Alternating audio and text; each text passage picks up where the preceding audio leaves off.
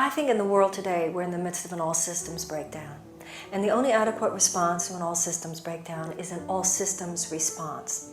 You can't look at just one area that's a problem and really see the whole picture.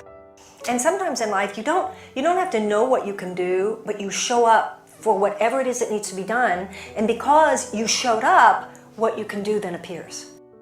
The reason that we at the Peace Alliance chose this particular piece of legislation to campaign for is because the legislation to establish a cabinet-level Department of Peace will provide an institutional platform to the peace-building community.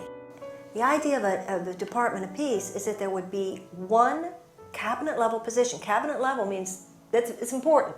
That means the president gets to hear their opinions. And the cabinet, this particular cabinet position, its job would be to facilitate, to research, to articulate, to scan the country. What are the best practices, techniques? You don't just wait till there's a violent eruption and then just try to throw people in jail. You don't just wait till there's a violent eruption and then try to bomb the country. There's just a limit past which this is not workable. Rather, you proactively seek to cultivate the conditions of peace. Anytime you have large groups of desperate people, you have an almost inevitable trajectory in the direction of violent eruption. So we can have a much more sophisticated analysis of what it would take to create a peaceful world. So we need to become far more sophisticated.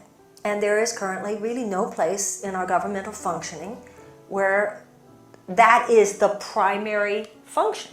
Now some people say, well, what about the State Department? The State Department does some marvelous work, but even their peace-building work is given a tiny amount of resource materially compared to the defense establishment.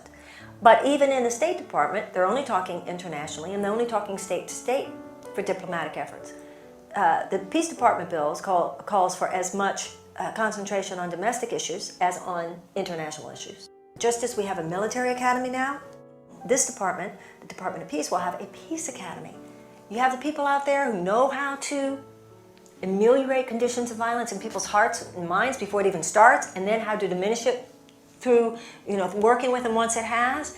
Have them be the faculty at a peace academy. Train people how to do what they do, and then send them out into the bloodstream of this country and of this world, and we can turn this ship around.